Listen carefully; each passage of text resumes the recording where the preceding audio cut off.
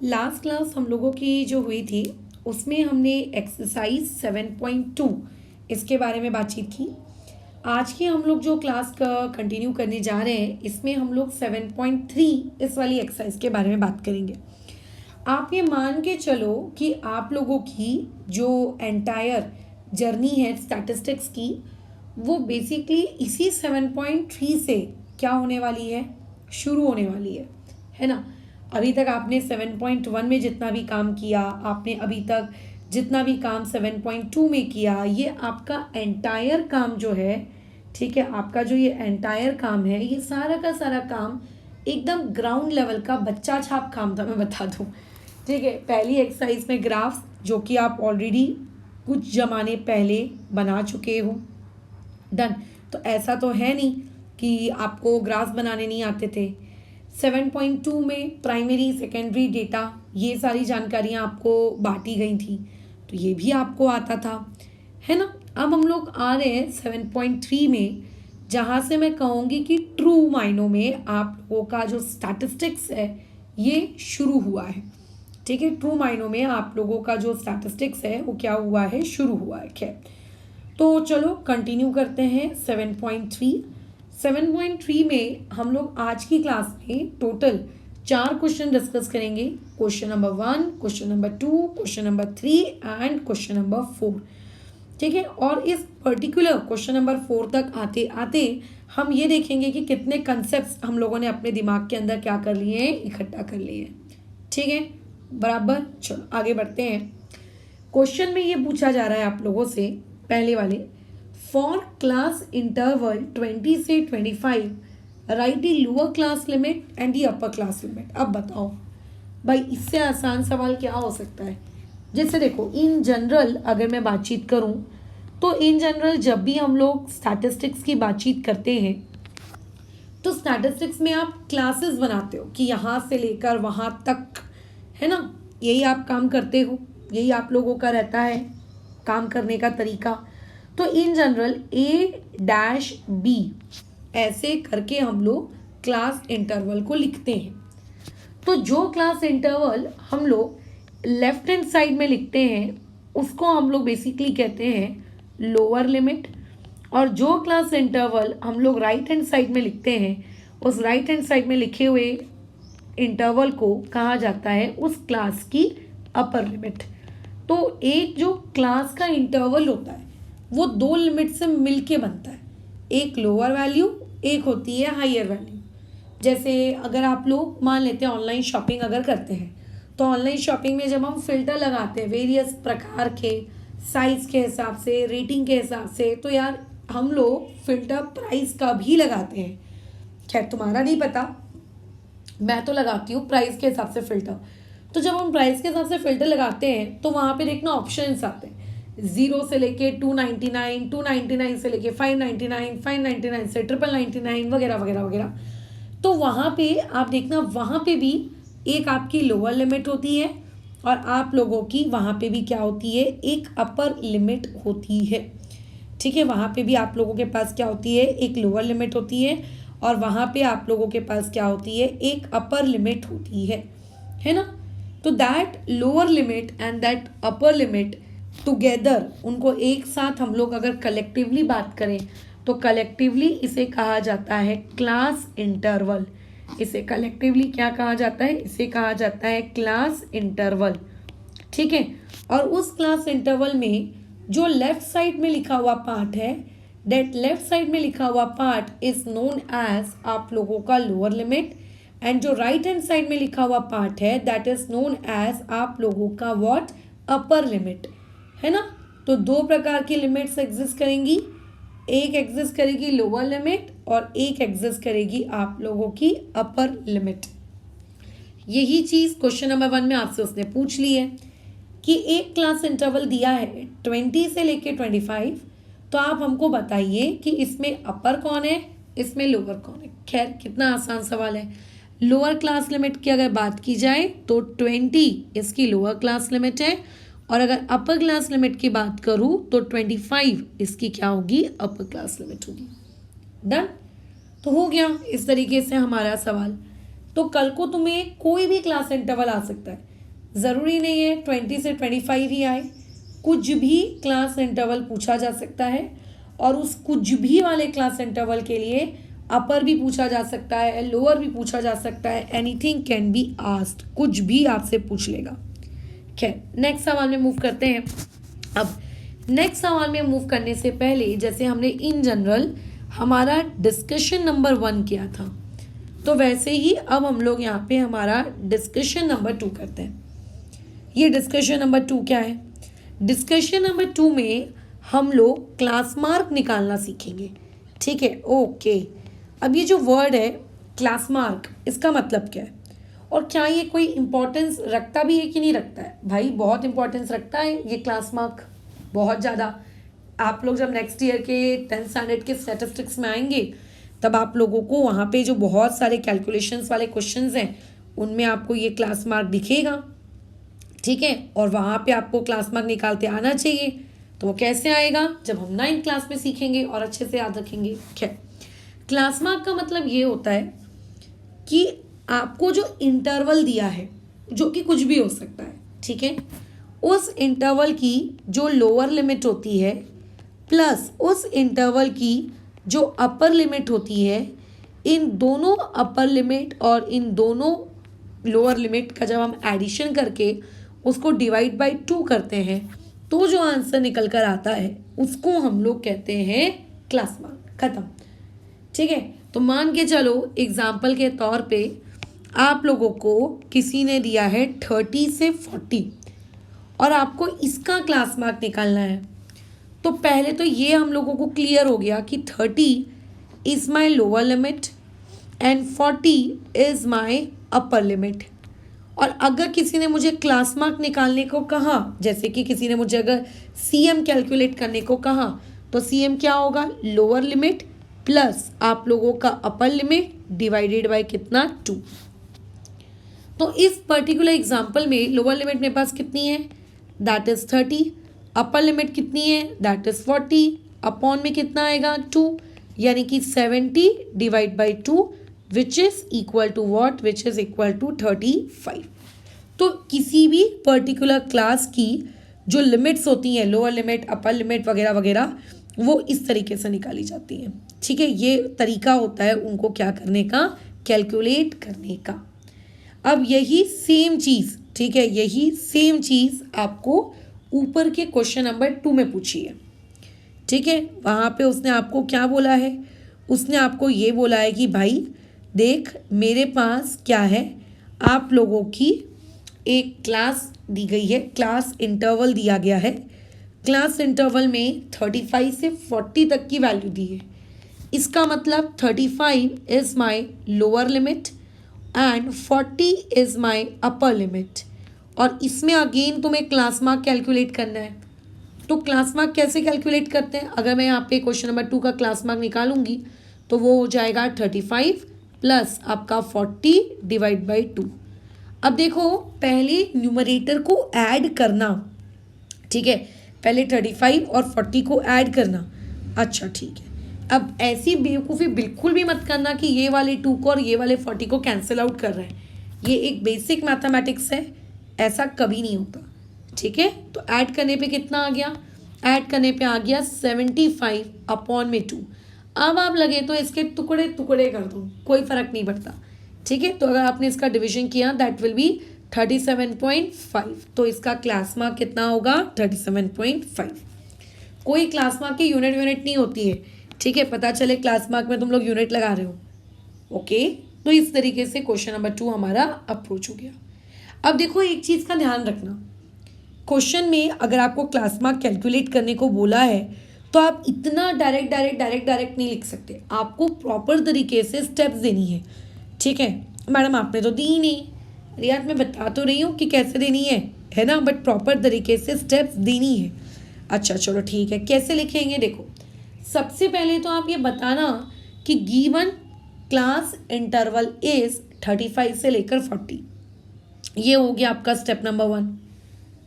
Step number 2 में आप ये बताना कि here upper limit is equal to इतना, लोअर लिमिट इक्वल टू इतना। मतलब टीचर को लगना चाहिए कि हाँ यार लड़के को अपर लिमिट और लोअर लिमिट का मतलब पता है। स्टेप नंबर 3 में क्लास मार्क का प्रॉपर तरीके से फॉर्मूला लिखना। किसी भी प्रकार के कोई शॉर्टकट का प्रयोग मत करना कि क्लास मार्क को सीएम लिख रहे हैं, ये वाली हरकत नहीं करना, ठीक है। Class mark equal to upper limit plus lower limit divide by 2, done. फिर वैल्यूज पुट करना, आंसर निकालना, फाइनल आंसर को लास्ट लाइन बना के लिख देना कि देयरफॉर क्लास मार्क इज इतना इतना, ठीक है। तो कभी भी क्वेश्चन को ऐसे ओरली मत करो। हाँ, अगर एमसीक्यू क्वेश्चन आया है और उसने आपको डायरेक्टली पूछा है तो आप कर लो, बट कभी भी अगर इस टाइप का 1 मार्क या 2 मार्क के लिए सॉल्व वाला क्वेश्चन आया है तो उसको वैसे कभी मत करना, डन। तो थर्ड एक्सरसाइज का जो पहला सवाल और दूसरा सवाल है ये फिनिश होता है। अब हम लोगों को थर्ड सवाल में मूव करना है, बट थर्ड सवाल में मूव करने से पहले फोर्थ सवाल कंप्लीट कर लेते हैं। बहुत ही आसान सा है, आपको सिर्फ और सिर्फ फोर्थ सवाल में टेबल कंप्लीट करना है और आपको कुछ भी नहीं करना है, ठीक है, ओनली टेबल। तो देखो, जब तुम छोटे बच्चे थे बचपन में तो क्या उस ज़माने में तुमने टेली मार्किंग सीखी थी? ये मत कहना कि नहीं मैडम हमने नहीं सीखी थी, सबने सीखी है, सबको पता है। तो टेली मार्किंग में हम डंडियाँ बनाते हैं, राइट। तो देखो, पहले में उसने आपको टेली मार्किंग की ये डंडियाँ दी हैं और बाजू में आपको फ्रीक्वेंसी लिखनी है। तो फ्रीक्वेंसी का मतलब ये होता है कि कितनी डंडियाँ आपको टेली मार्किंग में दिख रही हैं वहाँ के गिन के लिख दो। तो हमको टोटल टेली मार्किंग में 5 डंडियाँ दिख रही हैं, तो यहाँ पे फ्रीक्वेंसी भी कितनी आएगी? 5। अब तुम्हारा डाउट आएगा मैडम 5 कैसे? तो देखो, 4 डंडियाँ तो आपकी ये खड़ी खड़ी हैं और 5वीं डंडी ये आपकी लेटी हुई है ना। 5वीं डंडी ये आपकी लेटी हुई है, बराबर। सेम यही काम आपको नेक्स्ट में करना है। 13 से 14 वाले में कितनी डंडियाँ हैं? देखो, इधर 5 है, इधर 5 है, इधर 4 है, तो टोटल कितनी हो गई? 14, यानी कि 14। तो यहाँ आ जाएगा 14। अच्छा, उसके बाद का जो क्लास इंटरवल है 14 से लेके 15 वो आपको दिया ही नहीं है, ठीक है, वो आपको दिया ही नहीं है। तो ऐसे केस में आप उसको छोड़ दो। हाँ, नेक्स्ट वाला जो है 15 से लेके 16 आप उस पर अपना दिमाग लगाओ। तो देखो, 15 से लेके 16 में आप लोगों के पास टोटल 4 डंडियाँ हैं, तो वहाँ पे आप क्या लिखोगे? बाजू में 4। लेकिन मैडम अभी भी देखिए ना, ये तीसरा वाला तो अभी तक सॉल्व हुआ ही नहीं। कोई बात नहीं, कर लेते हैं। अच्छा, करेंगे कैसे? हमें तो कोई डंडी वंडी भी नहीं दी है। फिर तो आपको देखो एक दूसरी इंफॉर्मेशन दी है, आपको यहाँ पे टोटल दिया है, कैपिटल N। टोटल का मतलब अगर आप इन चारों वैल्यूज़ को ऐड करोगे तो ऐड करने के बाद आंसर कितना आएगा? 35। ये उसने आपको बताया कि अगर आप इन चारों को ऐड करते हो तो, ठीक है, अगर आप इन चारों को ऐड करते हो तो अब तुम खुद सोचो कि आज चलो अभी चौथी वैल्यू तो मुझे पता नहीं है, चलो एक काम करो, 3 लोगों को ऐड करो। तो 5 + 4 कितना होगा? 9। 9 + 14 कितना होगा? 23। अब यहाँ पे दिमाग लगाओ, ऐसा कौन सा नंबर रखा गया होगा, ठीक है, ताकि एडिशन करने के बाद आप लोगों का क्या आए? 35 आए, ठीक है, ताकि एडिशन करने के बाद 35 आए। तो हमने बहुत सोचा क्या रखा होगा, तो हमने जाके कंक्लूड किया कि ज़रूर यहाँ पे नंबर रखा गया होगा 12, ताकि उन तीनों को ऐड करके हमारे पास कितना आए? हम लोगों के पास आपका आंसर 35 आए। अब हमें पता चल गया वहाँ 12 है, तो बाजू में आप उसकी डंडियाँ मार्क कर लो। एक डंडी कैसे मार्क करते हैं टेली मार्किंग? 1 डंडी, 2 डंडी, 3 डंडी, 4 डंडी, 5वीं डंडी, 6वीं डंडी नहीं बनाते। फिर 1 डंडी, 1 मिनट, उसके बाद 1 डंडी, 2 डंडी, 3 डंडी, 4 डंडी, ये 5वीं डंडी, उसके बाद ये 2 लिख देते हैं, ठीक है। अच्छा, ये ऐसे करते हैं। क्या ये बात समझ में आता है? समझ में आई? ओके, ठीक है, डन। कितना प्यारा सा सवाल था, हो गया।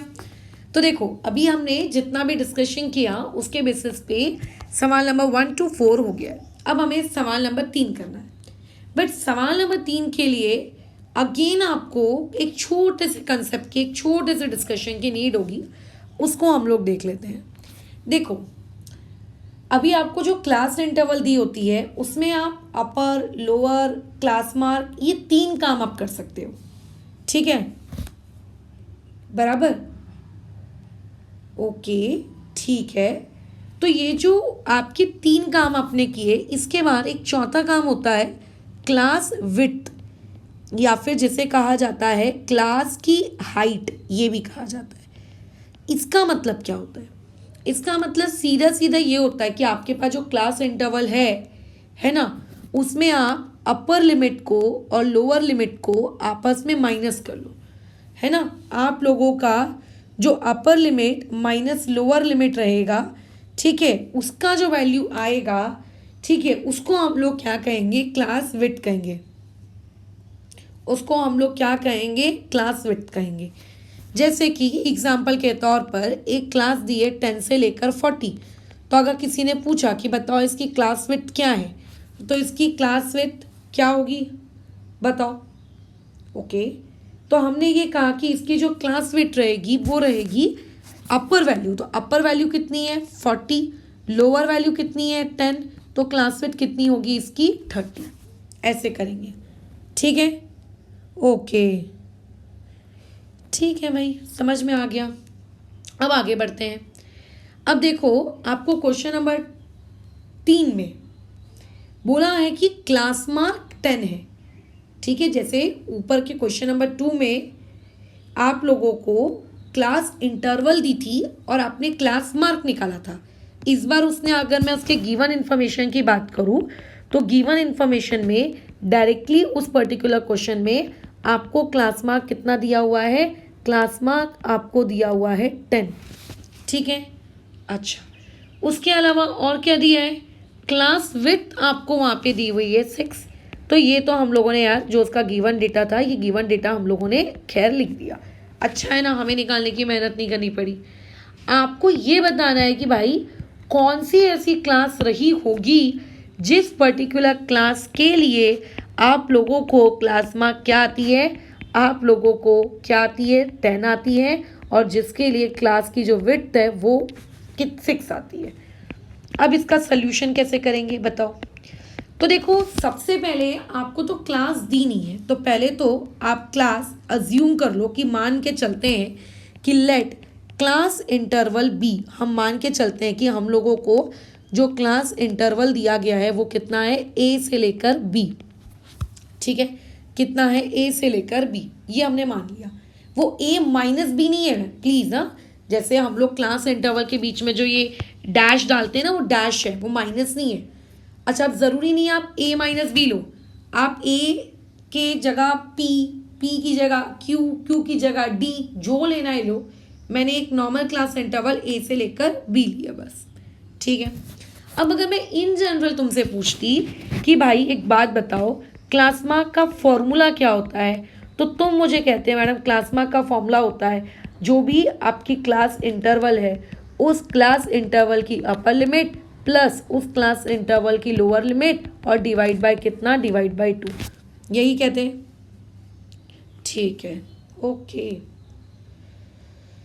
ठीक है यार, है ना, ठीक है। अब लेकिन इससे हमें क्या फ़ायदा? ठीक है, तो देखो, हमें हमारे क्लास इंटरवल में अपर लिमिट कितनी दी हुई है? बी। हमारे क्लास इंटरवल में हमें लोअर लिमिट कितनी दी है? ए अपॉन में 2, और पहले से हमें क्लास मार्क कितना दिया है? 10। तो अगर मैं मल्टीप्लाई करूँ तो ये हो जाएगा 20 is equals to b plus a. So this is my equation number 1। ये हो गई मेरी इक्वेशन नंबर 1 कि बी प्लस ए बराबर इतना। डन। अब सिमिलरली मुझे यहाँ पे क्या दी हुई है? इस पर्टिकुलर क्वेश्चन में क्लास विड्थ भी दी हुई है, और जिसके बारे में अभी अभी हमने पढ़ा है कि क्लास विड्थ क्या होती है? आप लोगों की अपर लिमिट माइनस में लोअर लिमिट, है ना। अच्छा, और डिवाइड बाय 2? नहीं, डिवाइड बाय 2 नहीं होता। तो अपर लिमिट है बी माइनस ए, क्लास विड्थ यहाँ पे कितनी है? 6। तो मेरे पास देखो यहाँ से 2 इक्वेशन बन गई। अब तुम 9th क्लास में हो, ठीक है। अच्छा, ठीक है। अब 9th क्लास में अगर तुम स्टैटिस्टिक्स चैप्टर पढ़ रहे हो, तो ऐसे केस में मैं ये पूरी से उम्मीद करती हूँ कि भाई आप लोगों को जो लीनियर इक्वेशन इन 2 वेरिएबल वाला चैप्टर है वो तो आता ही होगा, और अगर वो चैप्टर आता है तो आपको ये दोनों इक्वेशन सॉल्व करते आती ही होगी, अच्छा, तो ऐसे केस में तुम मुझे बताओ इन दोनों इक्वेशंस को क्या करेंगे। तो तुम बोलोगे मैडम यहाँ पे हम इक्वेशन नंबर 1 और इक्वेशन नंबर 2 को ऐड करेंगे। क्यों? ताकि हम क्वेश्चन को सॉल्व कर सकें। अच्छा, ऐड कब करते हैं, सब्ट्रैक्ट कब करते हैं? जब मैंने लीनियर इक्वेशन वाला चैप्टर पढ़ा है ना, तब बताया है। मतलब ये कोई तुक्केबाजी नहीं होती है कि अभी मन कर रहा है चलो ऐड कर लो, अभी मन कर रहा है चलो सब्ट्रैक्ट कर लो। नहीं, ऐसा नहीं होता।